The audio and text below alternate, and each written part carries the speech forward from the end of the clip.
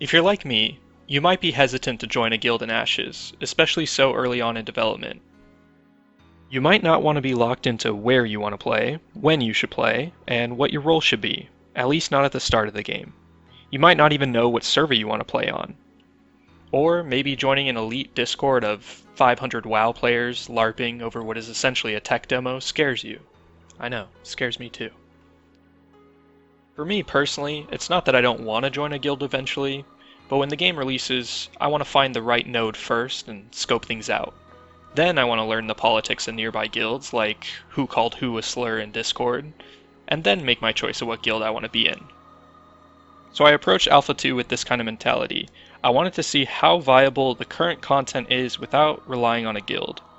And obviously this is kind of silly because 1, this is a very social reliant MMO, as it should be, and 2, the final release could be completely different than what it is now with different leveling experiences and metas, but I just wanted to see how it is so far. I did join a guild briefly, but left shortly afterwards for the same reasons I mentioned earlier. And for the record, I was the first player in the whole world to get level 70 by cheating in a tech demo. And as you can see here, I did manage to get my flying mount, and I did get a ton of legendary drops, so I do feel pretty entitled to talk about the game. Right off the bat, let's answer the key question. Is solo play viable currently? Can you just raw dog levels 1 to 25 completely alone? Short answer, you could, but probably not efficiently, and you almost certainly won't be ahead of the curve. Some classes are more solo friendly than others, with the ranger and mage being able to kite and AoE tons of mobs, but in general, playing solo will force you into grinding lower level mobs for longer periods of time, while a full party of the same level can take on higher level mobs and elites, meaning they can access the later content and gear before you can. Also, if you've ever wondered what wiping your ass with 40 grit sandpaper feels like, just play solo tank like I did. I will say at levels 12 and 13, most classes come online by being able to access their third tier abilities. For example, Fighter gets an ability that gives you a ton of lifesteal, which dramatically boosts your solo potential and makes it a lot more viable in the later levels, but levels 1 to 11 are going to be much more inefficient for you. The next question is, can you play semi-solo, like with randos? The answer is yes, you can. But in order for this to work, there is one resource that every DPS or tank player should know to dramatically boost their efficiency. Bards. Bards come in 2 flavors, bards and religious bards. Bards are so damn useful and can make up for basically anything that the other classes are lacking. Need heals? Mana? Want to run really fast because you pulled too many mobs like an idiot? You have no friends and no sense of direction in life? Even as a tank, any bard will look like a DPS to you. But how do you find a wild bard? Well, it's pretty simple. In any of the low-level grind spots, you can find these wild bards nesting off to the side. No guild tag struggling to kill 1 goblin? This is what we call a legendary bard. Once you've spotted the bard, you're going to want to just instantly invite them to a party. Just pick that bard up and put them right in your inventory. It's that simple. Also, if you are one of the 2 bard classes, then the same rule just applies, just the other way around.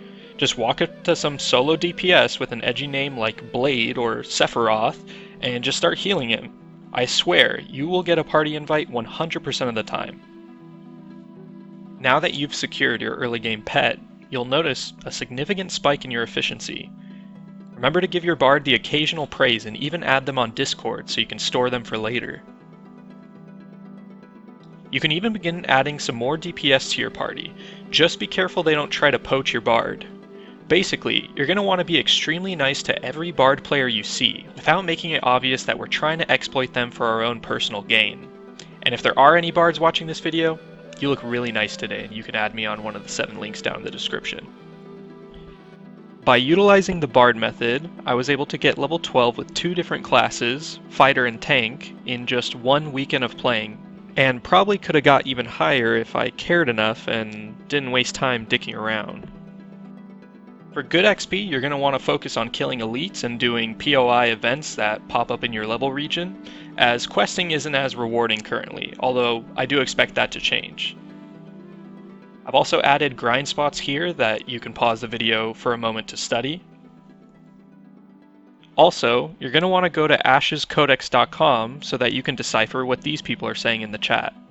If you're wondering about what server to join, I haven't heard much about EU, which probably means that most of their servers are fine. As it stands currently in NA though, Resna is the PvP server with a 40-way Discord war between guilds who'd rather abuse bugs in a temporary build of the game than report them.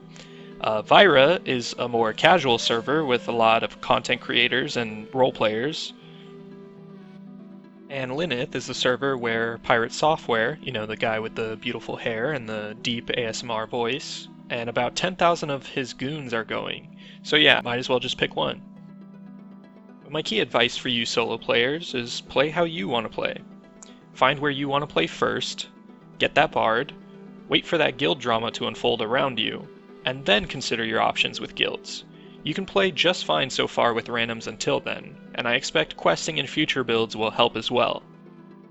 Don't let your guild leader, Sephiroth, Mayor of Winstead of Ashes version 0.03, who talks about Wrath of the Lich King too much, decide that for you.